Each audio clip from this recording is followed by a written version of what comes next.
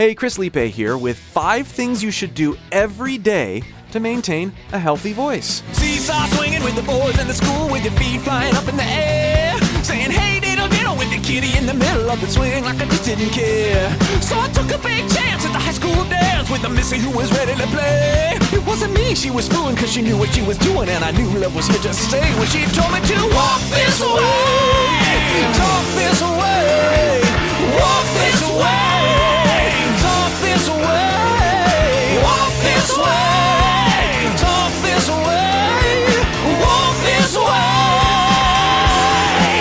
Just give me a The beauty of these 5 things is that they don't really take any time. If you'd like to go way deeper with me with your own voice, you'd like me to come alongside you and help you discover the things that your voice can really do and how to do things in a healthy way, click the link below and join my free voice course. Thing number 1 to do for a healthy, long-living voice. And these are all based on things that I actually do every day. The first, I have these filled all day and I'm drinking tons of water. But when I get up in the morning, the first thing I do when I roll out of bed, I drink 16 ounces of water. Then I start doing very mild glottal stops.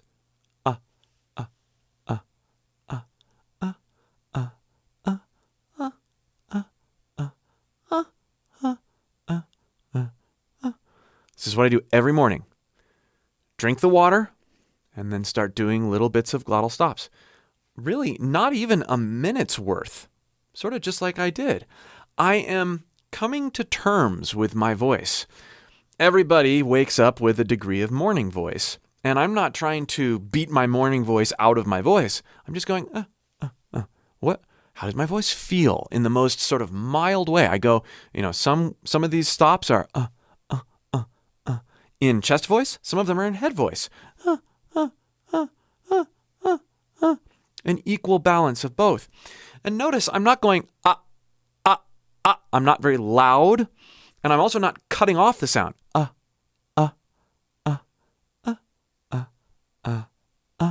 I'm letting breath happen after I make that very short staccato phonation. Again, this is just helping me come to terms with where my voice is at to start the day feeling out my voice. Because as a singer, we want to be feeling our voice all day. Even when we're not singing, when we're talking, we want to have this habit and this mindset of feeling the sensations of our voice working. This is going to help us improve in our singing without even singing, simply because we are mindful of our voice. So, pound the water. Don't pound it. Drink it at a good pace, 16 ounces of water, and then start doing these mild glottal stops.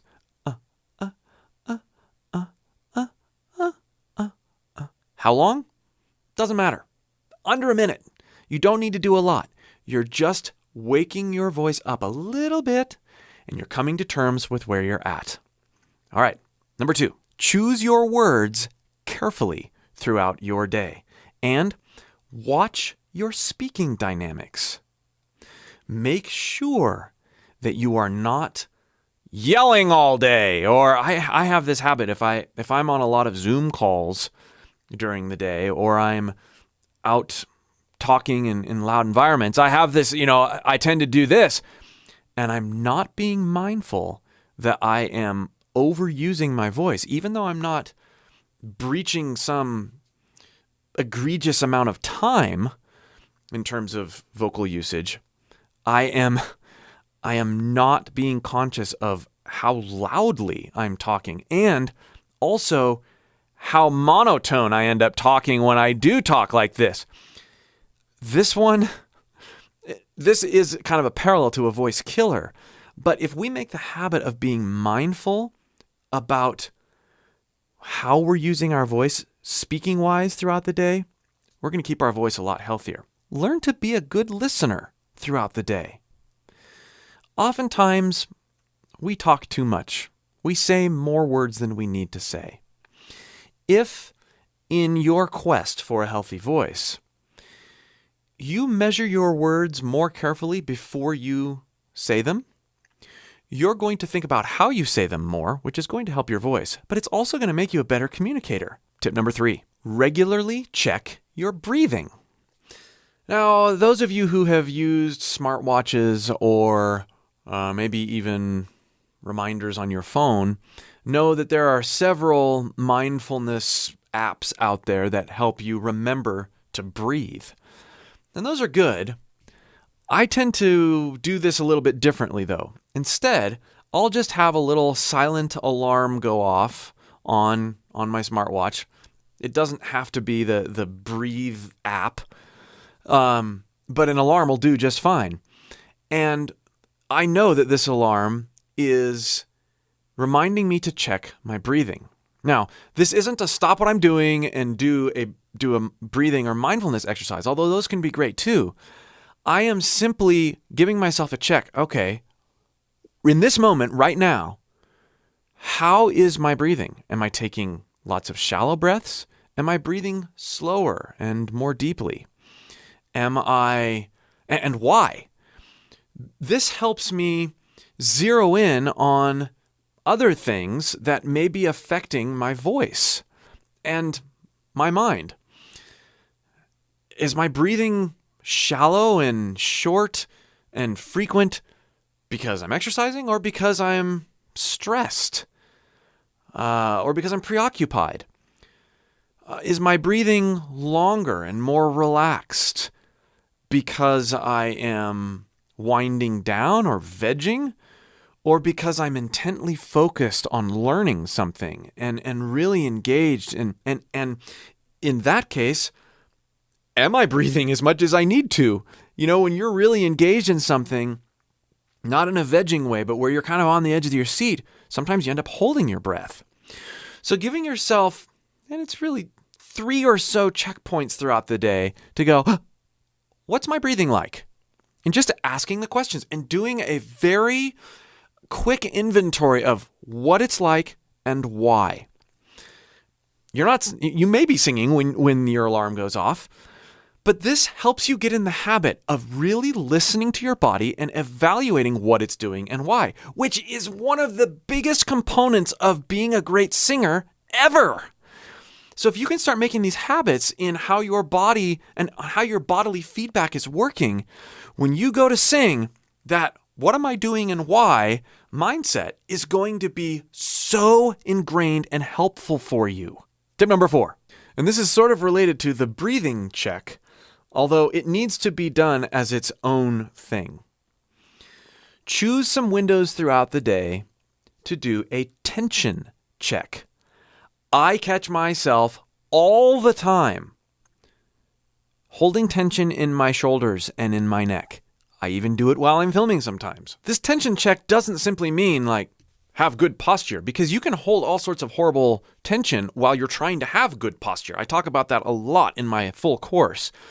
But what you're doing is you are trying to identify areas of your body. If you're sitting at a computer or you're doing some sort of activity, you're trying to identify areas of your body that are involved in an unnatural way. They might be natural to you because you're doing them without thinking about it, but they don't need to be happening. I do not need to be holding muscular tension in my shoulders while I'm sitting here talking to you. I don't need to be doing that. I don't need to be, when I'm sitting in a chair, flexing my lower abdominal muscles.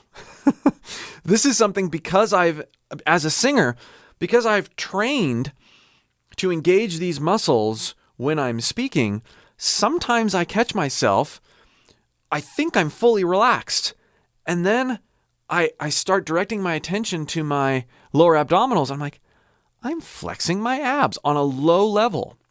Sometimes this manifests itself with people, when they have this tendency to sort of chronically suck in their gut, and they constantly have their gut in a little bit. And this can result in other tension, and it can also result in digestive problems, believe it or not. If you're constantly flexing your gut or sucking in your gut, your muscles can't flow, your food can't flow and rest in your stomach like the way it needs to. So for me, it's shoulders and neck. I hold tons of tension there, and lower abdominals. multiple times throughout the day. And this could be on the back of your breathing check even, so you don't have a billion things to remember. Multiple times a day, take inventory. Am I tensing my forehead? That's another one, big one for me. Am I tensing my forehead? Just sitting here reading a book? Am I tensing my shoulders? Am I bearing down when I don't need to be? Am I flexing part of my leg as I'm sitting at my desk? When I'm doing my workout, am I making a bunch of faces? Facial tension when you're lifting a weight doesn't help you lift a weight. You might think it does, but it actually leads to all sorts of other ancillary tensions that end up competing with what you're trying to do. This is another way that we can practice the good habits of being a good singer without actually singing, and create opportunities for immense and long-lasting vocal health. Here's your final and fifth tip. Hum at least every day. You might sing every day, you might not. But even on the days where you're singing and warming up and have all your projects and practicing and taking lessons, and on the days that you're not, do a little humming. Most mornings, my humming happens right after I drink my water and do my glottal stops, my mild glottal stops. Or onsets. You could call them onsets as well.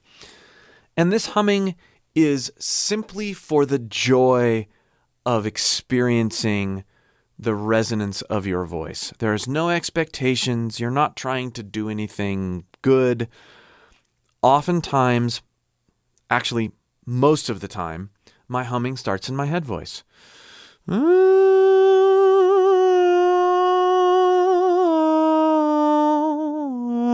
Goes down into my chest voice.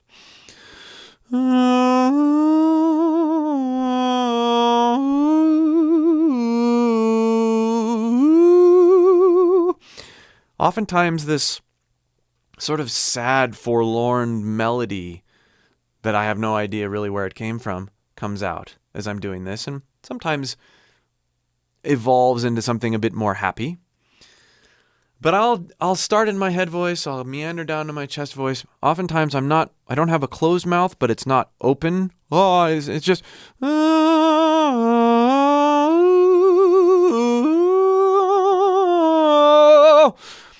I'm exercising a little bit of dynamics. My eyes are closed, my eyes are open. I'm immersing myself in my voice. It's another way for me to come to terms.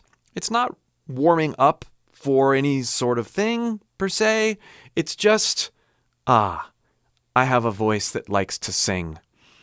Let's experience it today. I hope you've enjoyed these 5 healthy habits for a healthy voice. Let me know in the comments below what some things that have worked for you in terms of healthy habits and other areas of your voice that you're struggling with that you'd like help with. Also in the comments below. Again, if you'd like more help with your voice on a more personal level, the best place to start with me is by clicking the link below and joining my free voice course. We'll see you for more.